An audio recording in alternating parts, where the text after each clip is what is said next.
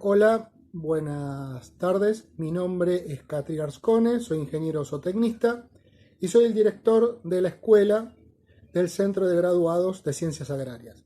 Quiero presentarles la primera charla, el primer conversatorio sobre cannabis sativa, uso industrial y uso medicinal.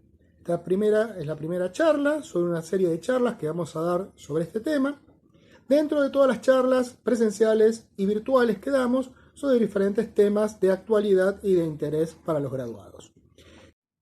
El conversatorio será brindado por la técnica universitaria en producción vegetal María Zárate y el ingeniero agrónomo Pedro Belloso.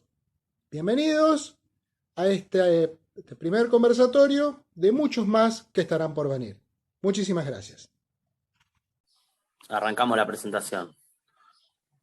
Los temas de la presentación: origen, historia y difusión de la especie, taxonomía, conceptos mínimos de fisiología, botánica del cáñamo, variedades y cultivares, quimiotipos, producto de cáñamo y registros de variedades. Origen, bueno. El cáñamo, también llamado cannabis sativa, es originario del norte de India y China. Esa es la zona de origen del cannabis. A través de las rutas comerciales tradicionales, como la ruta de la seda, se fue expandiendo por el resto del mundo, llegando al Nuevo Mundo, el continente americano, en la época de la conquista, con los conquistadores. Actualmente es una planta difundida por todo el globo. Historia del cáñamo en Argentina. Llegó con los españoles, principal uso fue para fibra, para fabricación de hilos usados en la navegación. Belgrano soñó con una industria cañamera en el país, y hasta bien entrada la década del 70 existía la linera bonaerense que cultivaba lino en invierno y cáñamo en verano para la fabricación de alpargatas, ubicada cerca de Junín. La última campaña, en el año 1977, sembró 250 hectáreas. Personas de distintos tipos paraban al lado del campo, robaban plantas. Se suspendió la producción por un decreto de Videla durante la última dictadura militar. Aquí podemos decir que comenzó la prohibición en Argentina. Por suerte esto está cambiando. Bueno, se observa en la imagen de la derecha cómo se hacía la separación de la fibra en la linera bonaerense con un método tradicional, utilizando agua, y se hacía un enriado a campo. Y la frase de Belgrano: el cáñamo dará trabajo y riqueza a la nación. Otra clasificación taxonómica: las subespecies de cannabis sativas conocidas, aceptadas por los taxónomos, son cannabis sativa sativa, la de la izquierda; cannabis sativa indica, la del medio; y cannabis sativa ruderalis. Cada una tiene un patrón de crecimiento distinto, una morfología de hoja distinta. En fin, una tiene crecimiento mucho más alto, como la sativa, que puede alcanzar hasta 5 o 6 metros de alto, entrenudos largos, flores en general un poco más chicas. La índica tiene una altura de 2 o 3 metros máximo, un patrón de crecimiento mucho más arbustivo, flores mucho más densas, entrenudos más cortos. Y por último, la ruderalis es nativa del norte de Siberia y de Rusia, donde los días son muy largos y generalmente tiene pobres contenidos de cannabinoides, pobre altura. Y como observación, la ruderalis es neutra en fotoperiodo. Es una planta herbácea de porte erecto, de rápido crecimiento, que llega hasta 6 metros de altura. Hojas compuestas palmadas de 3 hasta 11 folíolos con borde aserrado. Pecíolos de hasta 7 centímetros de longitud. No es raro que la subespecie sativa tenga hojas con hasta 13 folíolos. La filotaxis, que es el orden, la disposición de las hojas en el tallo, al principio es opuesta, es decir, que hay 2 hojas por nudo, y cambia a filotaxis alterna cuando se desencadena la floración. Es una planta diclinodioica, es decir, que posee flores unisexuales en pies distintos, aunque hay variedades monoicas. Es el único cultivo que es diclinodioico. Las flores masculinas son pediceladas, con 5 tépalos agrupadas en inflorescencias ramificadas laxas y con muchas flores. La polinización es anemófila, es decir, por el viento. Las flores femeninas son sésiles, es decir, sin pedicelo, con perianto membranáceo entero pegado al ovario. El ovario es persistente en el fruto. Las flores están agrupadas en inflorescencias densas con amplia cantidad de tricomas ricos en cannabinoides y terpenos. El ovario tiene un solo óvulo y 2 estigmas. El fruto es un aquenio uniseminado con una semilla ovoide de color blanquecino u oscuro de tamaño variable. A veces presenta un patrón moteado variable. No sé si acá se puede observar. Arriba se ve la flor masculina, del lado derecho la flor femenina con semillas. Bueno, se ven los sacos de polen arriba a la derecha también. Una flor hembra con bráctea, una flor masculina abierta, semillas con bráctea, semillas emergiendo de la bráctea. Y también se ve un corte de la semilla. Bueno, en estas imágenes se ve arriba a la izquierda una flor macho liberando polen. Arriba en el centro una flor hembra en plena floración. Y abajo se ven los distintos tipos de semillas, hay muchos más. Algunas son más oscuritas, otras más blanquecinas, otras tienen un patrón reticulado, otras tienen apenas un punteado. En fin, hay mucha variabilidad también en el peso de 1000 semillas, que puede variar de 3 a 60 gramos, dependiendo del tamaño. Bueno, y por último del lado derecho se observan tipos de hojas de las distintas subespecies y una híbrida. Arriba a la izquierda la índica, arriba a la derecha la sativa. Observen cómo los folíolos de la índica son más anchos que los de la sativa. Y la ruderalis tiene en general menos folíolos, abajo a la derecha, y más finita. El híbrido, bueno, puede ser variable. Bueno, la planta cannabis presenta unos compuestos que se llaman cannabinoides, más de 100, que se producen principalmente en tricomas epidérmicos, que son microscópicos, se observan con lupa de 60 aumentos, tienen forma de hongo, y bueno, estos cannabinoides son compuestos terpenofenólicos que tienen importantes propiedades medicinales. El más conocido es el THC y tetrahidrocannabinol, arriba a la izquierda, y el cannabidiol CBD en el medio de la derecha. Bueno, variedades, cultivares y quimiotipos. En el mundo actualmente existen incontables variedades de cannabis. En Argentina, hoy en día se abrió el registro de variedades de cannabis y se están registrando las primeras variedades locales. La verdad que hay un montón de productos derivados del cáñamo, se habla de más de 20.000, pero yo acá decidí categorizar en 3 productos base, de los cuales se derivan los otros productos. Primero la semilla, después la fibra y por último la resina. Semilla y fibra salen del cáñamo industrial. La semilla es un alimento muy completo con más de 24% de proteína y gran porcentaje de ácidos grasos esenciales, omega 3, entre otros, y se puede utilizar con fines alimenticios. Y también puede utilizarse para hacer aceite de semilla. Bien, la fibra se obtiene de los tallos, las fibras más largas y duraderas naturales. Históricamente se utilizaban para hacer velas, hilos, pero podemos hoy en día usarla para hacer cualquier tipo de producto textil. Y por último la resina, que se observa ahí abajo. La resina es obtenida de las flores hembras, de los tricomas. En esta figura se observan también algunos de los productos, desde, bueno, materiales de construcción, higiene, plásticos, textiles, productos de papel que se hacen con la pulpa del tallo, hasta 30% de celulosa pura, comida, medicina, esencias, suplementos nutricionales, cama para animales, etc.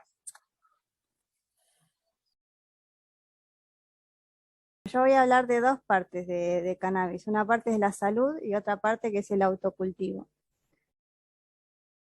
Los temas que voy a desarrollar en esta primera parte, el sistema endocannabinoide, los tipos de cannabinoide y las vías de administración. ¿Por qué el cannabis influye en nuestra salud? Es porque tenemos un sistema endocannabinoide. ¿Qué es este sistema? Es una red de receptores que está distribuida por todo el cuerpo. En este gráfico podemos ver los receptores, que los más conocidos son el receptor CB1 y los receptores CB2. Esta imagen refleja lo mismo, pero en animales. Los animales, por ejemplo las mascotas, tienen los mismos receptores que nosotros.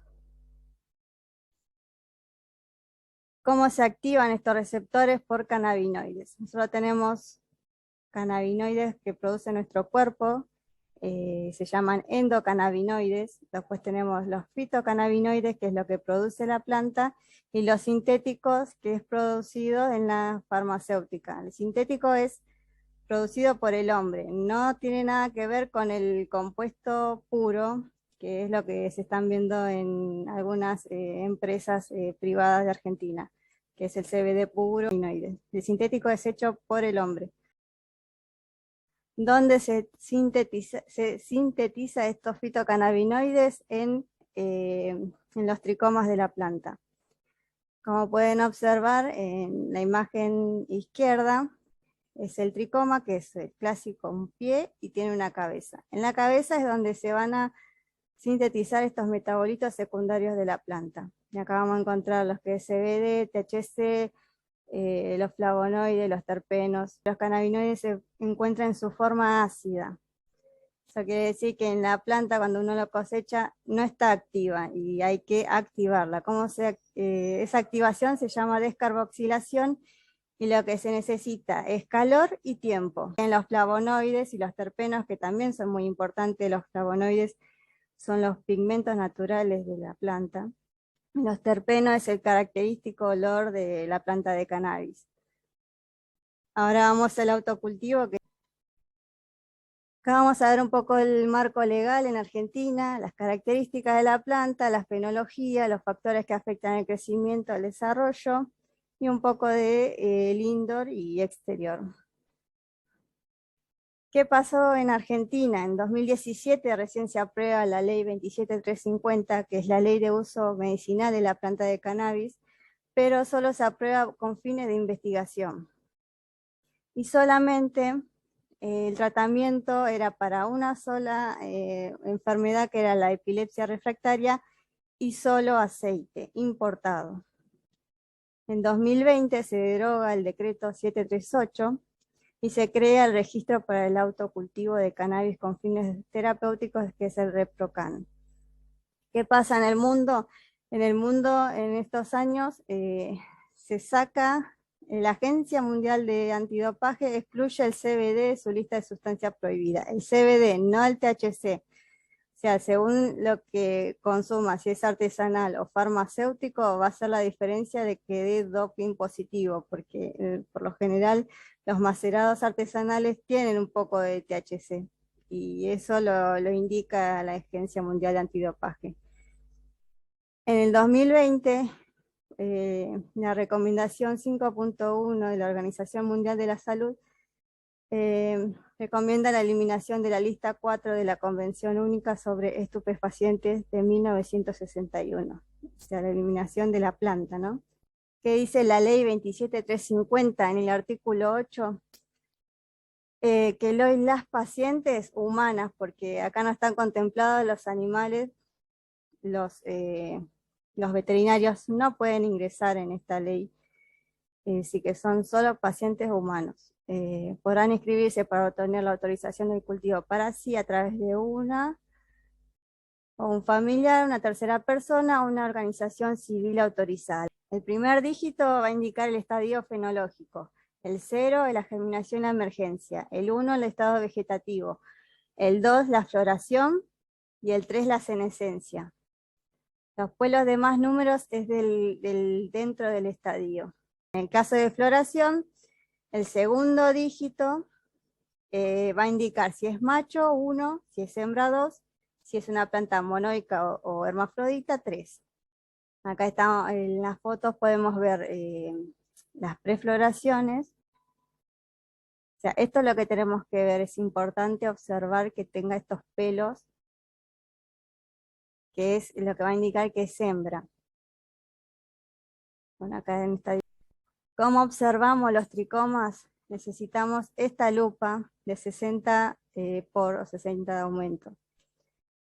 En resumen, tenemos una etapa de germinación, una etapa de crecimiento, en floración, tenemos hembras o machos hermafroditas, se descartan las hermafroditas y los machos. Acá tenemos una planta macho, por lo que ven se ven como tipos bolitas en las axilas de las hojas. Y bueno, y la hembra con estos pelitos.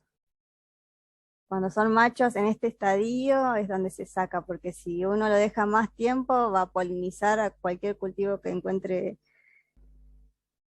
Sustratos y macetas es lo que necesita la planta, es un sustrato bien liviano y una maceta que permita que escurra el agua. Entonces, las macetas ideales son las trapezoidales. Factores que afectan el desarrollo, el fotoperiodo, la duración del día. Esto hay que ver dos cosas, que hay plantas fotoperiódicas y no fotoperiódicas que también son conocidas automáticas. Las fotoperiódicas tenemos las sativas, las índicas, que ya se habló anteriormente, y las no fotoperiódicas tenemos las ruderalis, que la floración es muy corta. Se busca eso, que la floración sea corta, que se pueda cosechar más rápido, pero las no fotoperiódicas son más delicadas, así que eso hay que tener en cuenta. No, nadie te va a regalar las automáticas, así que es difícil de conseguir y tampoco se puede esquejar, así que si uno tiene las automáticas las tienen que cuidar bien. Y la fotoperiódica es la que sí va a estar circulando en el ambiente. Vamos a encontrar las sativas y las índicas. Lo que se habla mayormente es más quimiotipos cuando uno quiere tratar una patología, pero morfológicamente están las sativas y las índicas.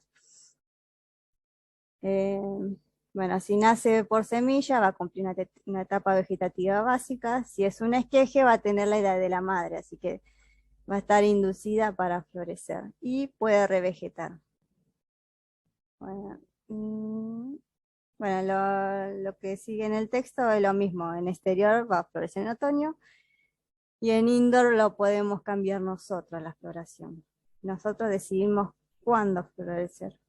¿Cómo hacemos esto? A través de este timer, que el timer lo que hace es facilitar los trabajos. En estado vegetativo vamos a tener 18 horas de luz y 6 de oscuridad, y en floración 12 horas de luz, 12 horas de oscuridad. El timer lo que hace es cortar la luz en el momento que nosotros le indicamos, programamos. Arrancamos con el cultivo indoor. El cultivo indoor tenemos como ventajas, las condiciones climáticas van a estar controladas, luz, humedad y temperatura, la calidad y la continuidad en la producción. Esto quiere decir que podemos cosechar en cualquier momento del año. Y las desventajas es el alto costo, el manejo es mucho más complejo.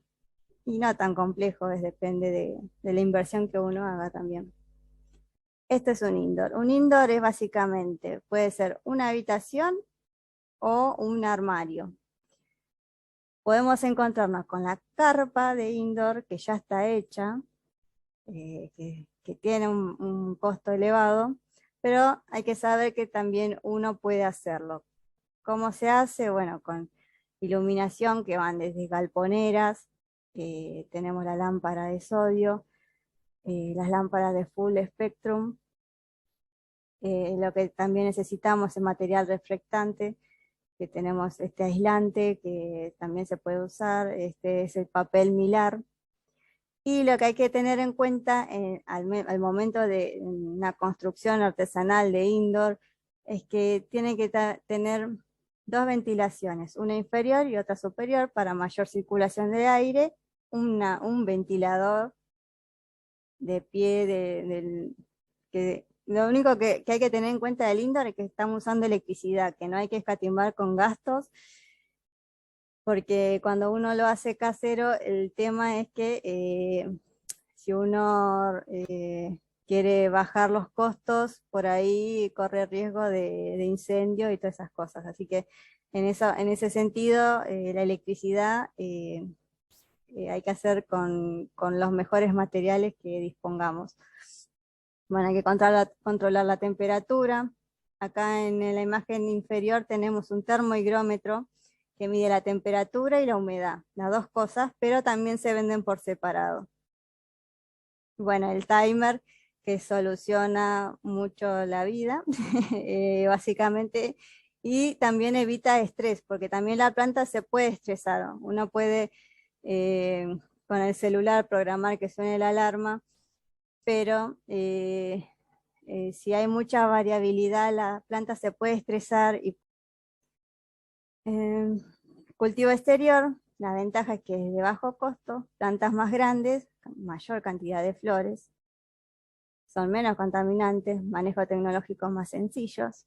Las desventajas es poco control de las variables climáticas, eso es que hay que estar ahí encima por las plagas y enfermedades. En el otro también hay que tener en cuenta las plagas y enfermedades, pero en exterior es como más difícil de controlarlas, ¿no? Porque uno no tiene que estar encima. Y las cosechas son estacionales. Después también hay otra forma de cultivar que sería mixto, una especie de cultivar en exterior y manejar las luces, pero es sabiendo las características de la planta, lo que necesita la planta para florecer, sabiendo el sustrato, sabiendo todas esas cosas, uno puede manejarla como quiere, básicamente. Solamente hay que evitar ese estrés de la planta justo cuando está entrando en floración. Y bueno, y acá lo que les quiero mostrar es el mapa federal de organizaciones canábicas. Sin las ONG de cannabis no se hubiese logrado la ley 27350. Y es donde están las fuentes de esquejes, las semillas, los aceites y todo lo que uno quiere como paciente o lo que uno puede indicar a aquella persona que nos quiere consultar de la planta de cannabis que se puede conseguir. Bueno, ya la ronda de preguntas lista. Les agradezco muchísimo su participación. Les agradezco muchísimo de nuevo a María y a Pedro. Y bueno, y bien, vamos terminando la charla. Pronto les van a llegar los certificados.